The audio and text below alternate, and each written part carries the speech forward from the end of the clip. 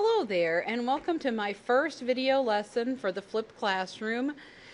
I'm starting with all you pre-calculites because you are some of my best and brightest students, and we'll see if this helps you to learn at a deeper level. Now remember, when you're watching this video, you can pause, rewind, redo, and take the notes at your own pace. You should have the 0201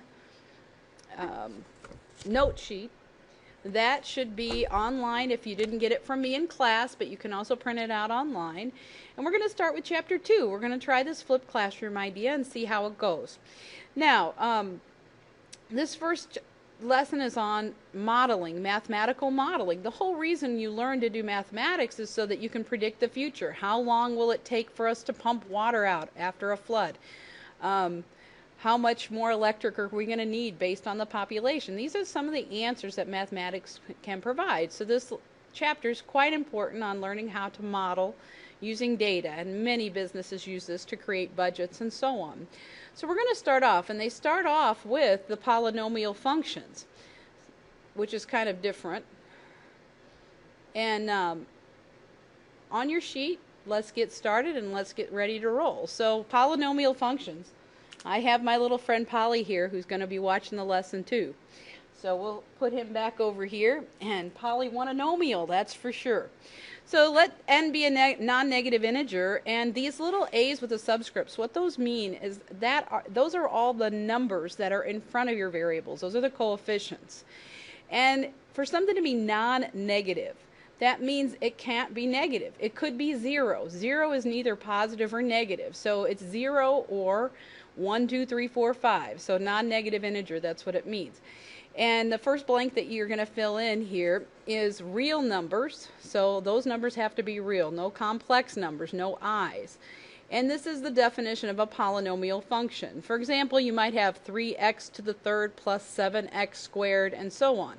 When it's written in standard form, if you see in this definition, it says x to the n minus 1, and so on.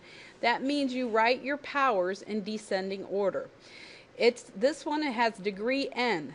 The degree of your polynomial is the highest power of your variable. Leading coefficient is the number that's in front of your variable with the highest power.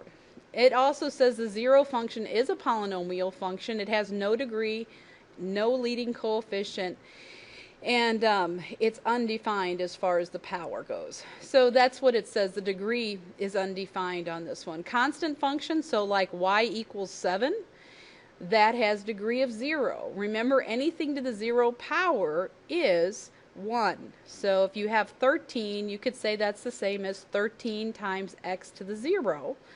X to the 0 always is going to be 1. Linear function, that's your x's to the first power, and notice they don't write the 1, it's an invisible number 1.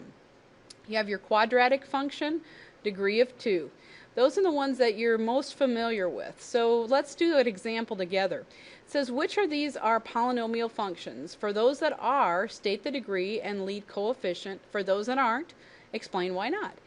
So the very first one, you ask yourself, is it a polynomial? Well, we have integer power of 1. 2x is the highest power. 2x, x to the first is the highest power.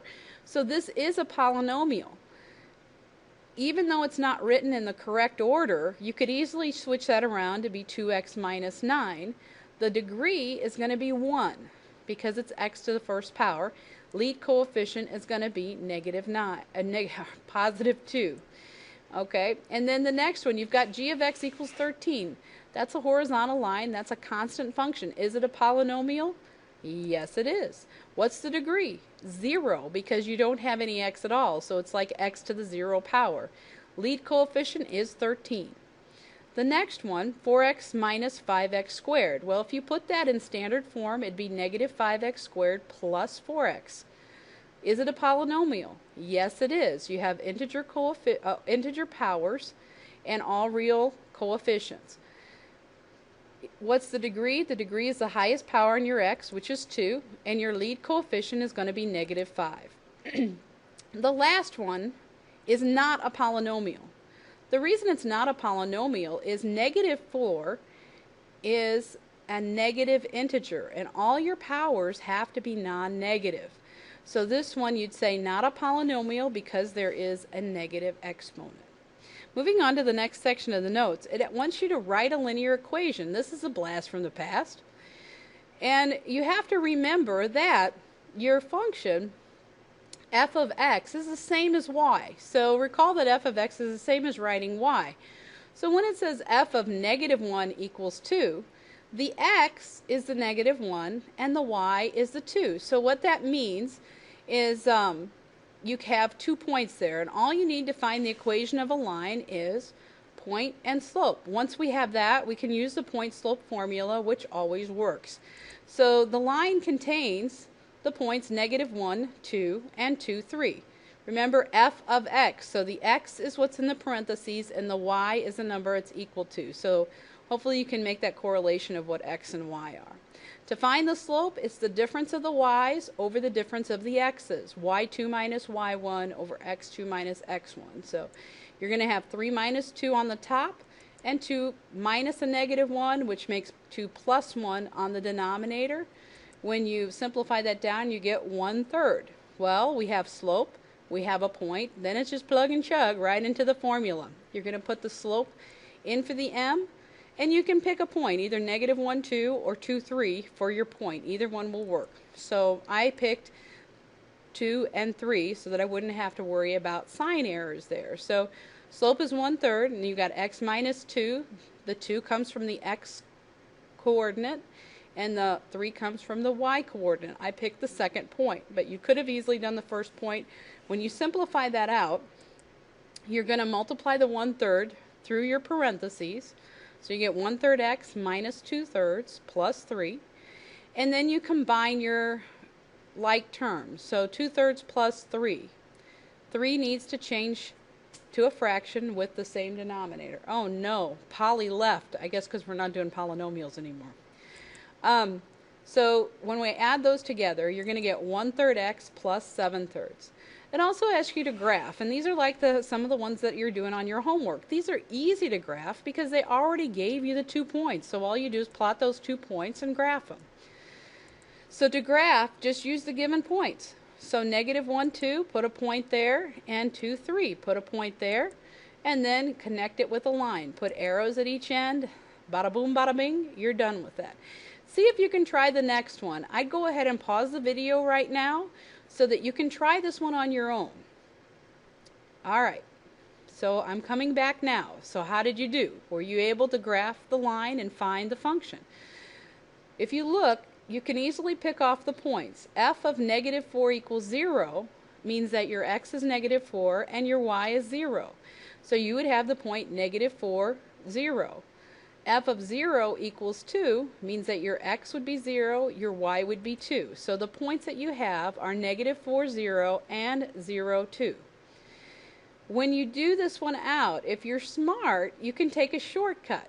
The point slope formula definitely works, but I'm going to use a shortcut because 0, 2 is a special point.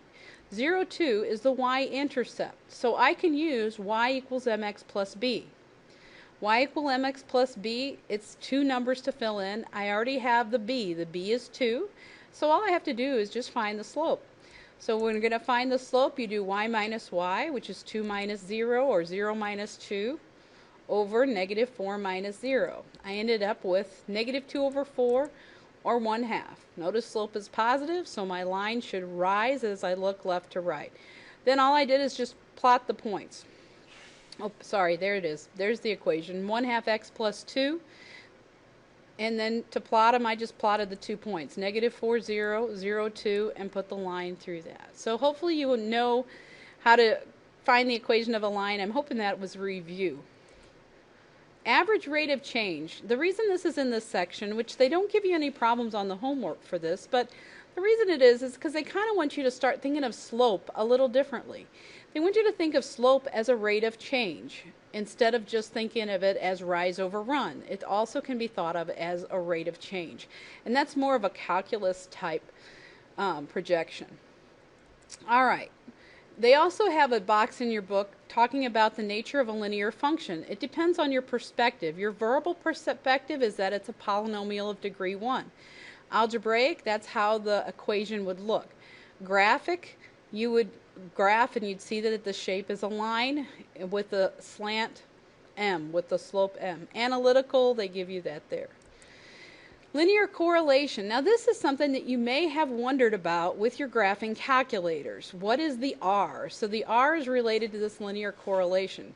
If you look at the upper left hand corner, you have the points are close together, so you can see that there's a strong positive linear correlation.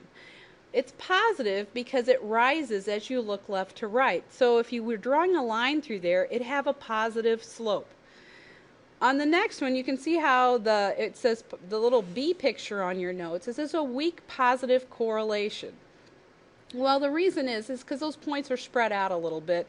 They still kind of go in a linear fashion, but they're not quite tight together.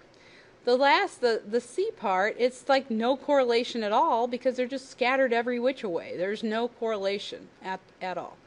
If you look at D, this gives you a strong negative linear correlation because those points go down as you look left to right. So that's a negative slope if you drew the line through there, and so on. So when we look at the correlation coefficient R, this isn't on your notes, but it is something you need to be aware of. R will sometimes show up on your graphing calculator, and I've been asked, what is R? Well, that's the correlation coefficient, or how closely your model is to the data, how accurate the model is compared to the actual data. So if your R doesn't show up when you do a linear regression, just do second and 0. That takes you to the catalog menu. You scroll down and you select that diagnostics on and enter. Now when you do any type of regression, it's going to show you R squared and R equals. R should always be between -1 and 1. If it is not, then there's no correlation. When R is greater than 0, that's when it's going uphill. It's a positive correlation. When it's negative, it's going downhill. It's a negative linear correlation. When it's almost 1, it's a strong. When the absolute value is very close to 1, there is a strong linear correlation. So you'll get 0.998 or some such thing for R. When you take the absolute value of it, if it's close to 1, then it is a very strong correlation. So that's just something on R when you go to your graphing calculator. And by the way, you need to get your graphing calculator handy for this lesson because we're going to be doing one of these. So regression analysis, you are already familiar with doing linear and quadratic regressions. You've done those in Algebra 2, you've done them in my class, and these are the steps. If you need them, you can write them down, but you do a scatter plot and then you draw the line and see how close your line makes it through your data. So let's do an example of this. Life expectancy. This is a table below. Whoops. The table below. It should say below, not the table blows. It shows the average number of additional years a U.S. citizen is expected to live for various ages. Kind of a little bit depressing thinking about when you're going to die if you're average. But we're going to do this anyway. When you draw a scatter plot, if you notice the age, that's going to be my X, and the remaining life expectancy, that's going to be my Y. So those are that's my X's and those are my Y's. All I would do to do a scatter plot is label my axes and plot the points. And you're just going to have to estimate to plot these points. So I'm going to go by tens on the x-axis and I'm going to go by tens on the y-axis. When we plot these points, 1068.5 is going to be right about there. 20, 58.8 is going to be right there. 30, 49.3. 50, 30.9, 60, 22.5, 70, 15.1. After you plot these, you can easily see that there is a very strong linear correlation. I mean, they're very tightly grouped. So when it says describe the strength and correlation of the age and life expectancy, since it's going downhill, we would say that's a negative correlation. Since the points are close together, we'd say that's a strong linear correlation. So looking at the pattern, it's easy to see a strong negative linear correlation. From there, you can find a linear regression. Now you're going to be using your graphing calculator for this, so what you're going to do is you're going to put that table in. Remember that you go to Stat and Edit. L1 are your X values, L2 are your Y values. You can pause this video anytime as you're doing this along with us. So after you input, you're going to go to Second Mode, which takes you to the Quit, which is the home screen. Then you go back to the Stat menu, go to Calculate and Linear Regression. I like to put L1, L2, and Y1, and then hit Enter. Here's what should happen on your graphing calculator. This is what you get. And if you notice, you have an R equal to negative 0.999, blah, blah, blah. That means there's a very strong negative correlation. So the answer for your problem, here's your mathematical model. Mathematical model means you come up with an equation that represents the relationship between those two quantities. So we'd have y equals negative 0.8971x plus 76.6. And I just rounded off. Fourth decimal place is usually fine. This is what I was talking about with the R. As expected, this shows a strong negative linear correlation. If you don't have the R, go back in the video to where you turn on your diagnostics under the catalog menu. Use the linear regression to find your life expectancy. This is why you make a mathematical model. So you're going to put your age in there. And since I'm 29, my life expectancy will be negative 0.8971 times 29 plus 76.6. Whenever you're doing regression analysis, make sure that you make a note to yourself what your X represents and what your Y represents. In this case, our X represented the years, and our Y represented, our age in years, and our Y represented our life expectancy. So try to give your variables word names so that when you go to answer the questions, you know where to put the different numbers. So since the X represents your current age, I put the 29 in place of the X. So it looks like I've got about 51 years left. All right, according to the model, when will the average person die? Well, you have to ask yourself, how many years would they have left upon their death? They'd have 0. So their life expectancy would be 0. This is why I said give your variables, make sure you know what they represent. So using the y equals negative 0.8971x plus 76.6, this would be about when y equaled 0. You can replace the y with 0 or use your grapher to find the x-intercept. So you have two ways to solve it. You can use the grapher, find where it intersects the x-axis, or replace the y with 0 and solve for x. Either way, it'll give you the same answer, which is about 85.4 years is the average life expectancy for a citizen in the U.S. Well, I hope that this wasn't too painful for you getting used to the video, and we'll see you in class. Thanks. Bye-bye.